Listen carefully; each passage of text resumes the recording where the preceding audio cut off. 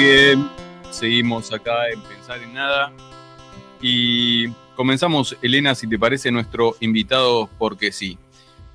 Teníamos ganas de hablar con ella en algún momento, hace rato, hemos hablado en alguna oportunidad y dijimos, bueno, es la excusa perfecta. ¿Por qué? Porque se juntaron los astros y se dieron distintas situaciones. Así que primero la voy a presentar y después nos ponemos a charlar.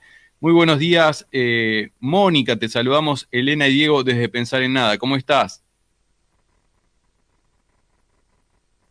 Mónica Santino. De charlar con ustedes. Ahí Sí, está. ¿me escuchan? Ahí lo último te escuché, Moni. Bien. No, que les ¿Cómo decía estás? buenos días y gracias por la posibilidad de charlar con ustedes. Un gusto siempre. No, un placer para nosotros y aprovechamos para saludarte porque sabemos que el viernes fue tu cumpleaños, así que también te mandamos un feliz cumpleaños en público, en vivo. Muchas gracias, muchas gracias. Sí, un poco más vieja, pero bueno, con algunas sabidurías, ¿no? Eso es lo que el tiempo trae. Claro, y es lo que vale, es lo que vale. Exactamente, decimos, nosotros por lo menos venimos hablando hace rato que cuando se da un cumpleaños no nos hacemos más viejos, sino nos hacemos más sabios, más experimentados, exactamente. Bueno, Tal cual. Moni, queríamos hablar con vos por varias cosas. Primero, para saber cuál es la actualidad de la nuestra fútbol club ahí en Retiro. Sabemos que, bueno, venimos de un año y medio de pandemia, de cuarentena en el medio, de después vuelta a la presencialidad en algunos lugares. Y también, bueno, queríamos saber cómo se viene dando la actualidad del deporte y del fútbol ahí en el barrio. Bueno, sí, como decías, el año pasado fue durísimo. Lo que hicimos fue casi reconvertirnos de una organización deportiva a una que asistió. En alimentos, en artículos de limpieza, a todas las familias de la nuestra, de las jugadoras. Ese periodo duró entre abril a octubre del año pasado y lo sostuvimos con una red feminista enorme, con un esfuerzo tremendo y con mucho aprendizaje, ¿no? Como decíamos al principio, esto del tiempo aprovechado en aprender. Porque la verdad que no sabíamos cómo diseñar una campaña de ese estilo, nunca lo habíamos hecho y parte de los desafíos que la pandemia nos planteó.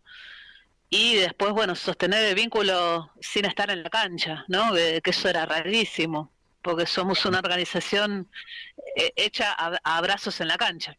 Entonces, bueno, ¿cómo hacíamos para sostener el vínculo a pesar de toda esa realidad durísima que al barrio le tocó atravesar?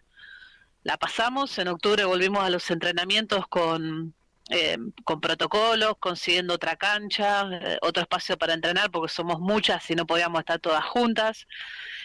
Bueno, buscando las mejores maneras y volvimos a la práctica, la sostuvimos todo el verano, por el tiempo que habíamos perdido durante el año, volvimos a parar con las últimas medidas y ahora estamos en un intento de vuelta, pensando en las burbujas, en los grupos espaciados y en por lo menos entrenar una vez por semana, ¿no?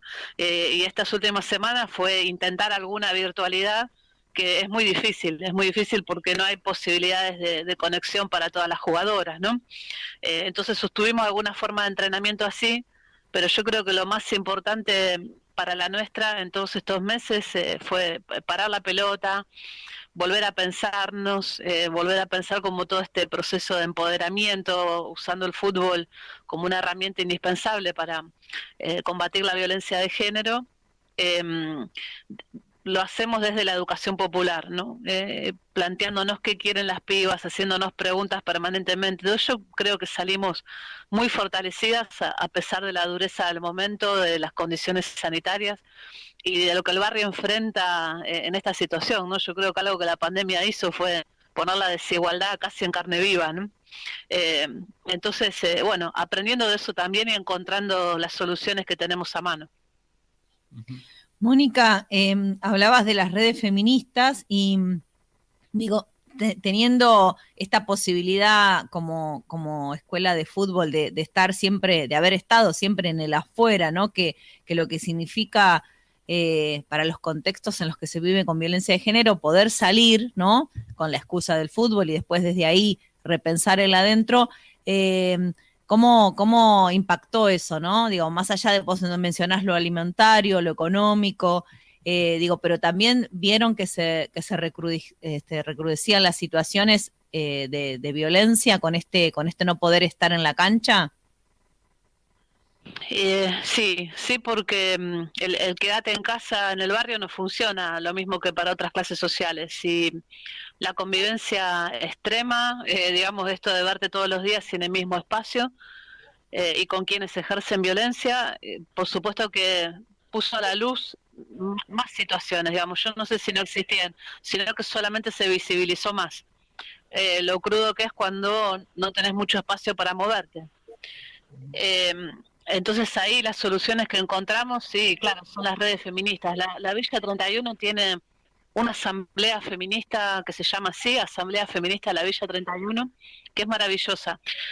Lo digo en función de la cantidad de organizaciones que se nuclean ahí, desde la Casa de la Diversidad Transvillera, a compañeras que están en distintos comedores, a compañeras que pertenecen a espacios de organizaciones sociales, a promotoras en salud, promotoras en educación. Y la verdad que esa fue nuestra gran fuente de recursos. Así nos fuimos apoyando una organización a otra, ¿no? Digo, cómo se enfrenta la pandemia a los barrios, y fue colectivamente, y fue de esta manera, ¿no? Siempre dando una demostración de eficacia enorme que muchas veces los estados o los gobiernos, en particular el gobierno de la ciudad, no entra ahí, ¿no? Y yo diría que la cosa no pasó a mayores porque muchas de las organizaciones sociales taparon esos agujeros, ¿no? Ahí donde el Estado no está. Y después creo que también pensando qué hacer en el medio de todo esto para adelante, ¿no? Hay un grupo de compañeras de la nuestra que ahora andan por los 18 años, 19, que empezaron a entrenar con nosotras cuando tenían 8 o 9 años y se pusieron al hombro una presentación que se hizo al Ministerio de Mujeres y Diversidad, al programa articular. Lo que las pibas cranearon es algo que se llama Tramando Redes, y es pensar la violencia de género en redes sociales, algo que en la pandemia también recrudeció y que fue la forma de comunicación de la mayoría de las pibas, ¿no? Cómo se expresa la violencia machista en redes, qué pasa con eso, cómo interpelamos a además pibes y pibas del barrio, cómo lo hacemos nosotras desde el fútbol. Y la verdad que es un programa que lo están llevando adelante las pibas, ¿no? Básicamente son 3, me gusta decir los nombres para no decir todo el tiempo las pibas, que es una manera resumida que tenemos de decir que capaz a veces no está tan bueno, pero es Lucy Martiarena, Alejandra Clavijo y Mili García, ¿no? Y la verdad se pusieron las 10, las 3 con un proyecto que salió de sus cabezas, y nosotras lo que hicimos fue articular con el ministerio para hacer esa presentación. Eso también pasó el año pasado y lo estamos llevando adelante ahora. Qué bueno, qué lindo. Y estábamos hablando del tiempo, de la experiencia, y mencionabas a las pibas de 18 años. Y a mí me toca un poco algunas neuronas porque hace como 20 años estuve participando durante unos cuantos años haciendo alfabetización y recreación, y cada tanto uno se pregunta qué estarán haciendo esos que en ese momento eran pibes de 8, 10 años o los adultos con lo que uno estuvo alfabetizando. Y Retiro, el barrio 31, la Güemes, la 31 bis son barrios que uno tiene en un lugarcito del corazón. Moni, te pregunto, ahora te cambio un poco en lo social, y no tanto en realidad por la situación del fútbol en general, y sobre todo el fútbol feminista. Sabemos que hay una Copa América que se está jugando, y yo la verdad quería preguntarte cómo es la situación de las chicas en particular, si están participando de alguna liga, si la liga femenina está suspendida, si hay Copa América femenina. Se agarra un ataque de risa. Mira, yo cada tanto trato de leer las noticias que no salen en distintos lugares, y sé, por ejemplo, del reclamo de distintas jugadoras a nivel mundial, por ejemplo, de las campeonas de Estados Unidos, para el tema de lo económico. Sabemos que hay muchas selecciones que, por más que la selección de varones sea muy mala, gana mucho más que la selección de las chicas en distintos países. ¿Cómo está a nivel casi cuasi profesional el fútbol femenino?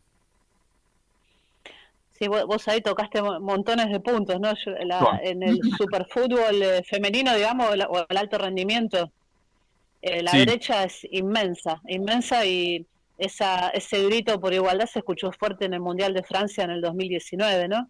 Que parece que pasaron como unos 10 años. Eh, Argentina, justamente, por ejemplo, ayer hizo 2 años de ese partido histórico, de lo que nosotras llamamos la remontada, ¿no? Que iba perdiendo 3-0 con Escocia y empata 3-3.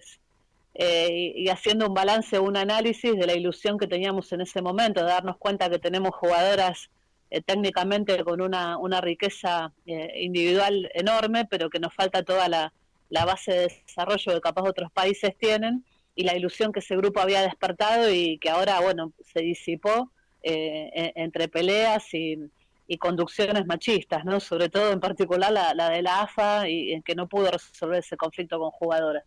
Ahora, cuando vos repasás todas las competencias, claro que la diferencia es enorme, ¿no? La Copa América de varones, la que se está jugando ahora, se juega contra todos, digamos, ¿no? Se juega a pesar de los contagios de COVID, se juega a pesar de la situación social en Colombia, ¿no? Ustedes vieron los partidos por eliminatoria y por Copa Libertadores, con una represión salvaje en la calle, y los partidos igual seguían. Se juega. El fin de semana pasado se cayó redondo un jugador danés que sí. por suerte, y porque hay una cantidad de asistencia que en otra época no había, a ese compañero jugador lo rescataron de la muerte, pero el partido siguió, ¿no?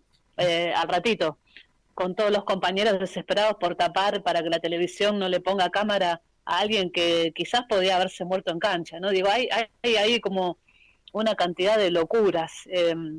De la apretada del capitalismo sobre ese superfútbol. El nuestro no importa tanto. ¿Por qué no importa tanto? Porque no genera tantas ganancias. Entonces tenés, por ejemplo, en Argentina, la categoría de ascenso de nuestro fútbol, que sería la B y la C, no juegan hace como un año. El torneo no arranca, ¿no? Y las chicas entrenan y no juegan. Y la primera empieza como a los tumbos, ¿no? Y con partidos que se reprograman, horarios insólitos por la televisación, que es lo que da una moneda, ¿no? Para decirlo así en criollo. Entonces tenés partidos muy importantes que se van a jugar el martes, no sé, a las 10 de la mañana, a las 11. Digo, es muy difícil también avanzar así, con una visibilización que la mide la televisión, ¿no? Y después se jugó en marzo, ustedes recordarán, acá en Argentina, la Copa Libertadores femenina, a canchas vacías por los protocolos sanitarios, que yo creo que en otra condición las canchas hubieran explotado, ¿no? Entonces seguimos ahí como en una pulseada que tiene que ver con intereses enormes, enormes. Digo, hay una nota en el Destape que la recomiendo, de José Luis Lanao. Yo no sé si ustedes lo recuerdan. Lanao fue un centro delantero de Vélez que fue parte del equipo campeón del mundo del 79 con Maradona, que después jugó en España, y ahora es periodista y escribe fabulosamente bien. Y habla de la diferencia casi obscena que hay de sueldos en el fútbol de varones, ¿no? Y compara los millones de Ronaldo con un jugador que cobra 40.000 pesos en Argentina, ¿no? De otras divisiones. Y ahí me parece, ¿no? Que está la cuestión. Y cuando hablamos de fútbol feminista y de transformar, también necesitamos esos compañeros varones que son víctimas del patriarcado, del capitalismo, exactamente igual que nosotras, para intentar dar vuelta al fútbol juntos, ¿no? Nosotras insistimos mucho con eso en este último tiempo, porque no es el feminismo y la perspectiva de género un problema de mujeres nada más, ¿no? Es la mirada sobre el mundo, ¿no? Un mundo completamente desigual, salvaje, que se ha comido los recursos naturales y también se come nuestro juego, ¿ven? Porque el fútbol es un juego de los pueblos. Exacto.